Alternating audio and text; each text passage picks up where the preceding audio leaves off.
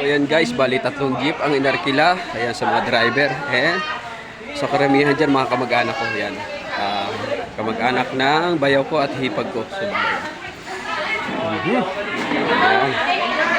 Sige, salamat. So bali ayan. So overnight swimming to guys. Ayan. So bali magbibihis muna sila. Dadalhin nila mga gamit nila sa ano. Yun ang aking bayaw. Ayan. Aking pinsan. Guys! Sen! Josh! Ayan. So bali yan guys. Ayan. So aking mga tita-tits. Ayan, ang mga dalaga kong tita. So, si Tita Letty and Tita Glads. Ayan.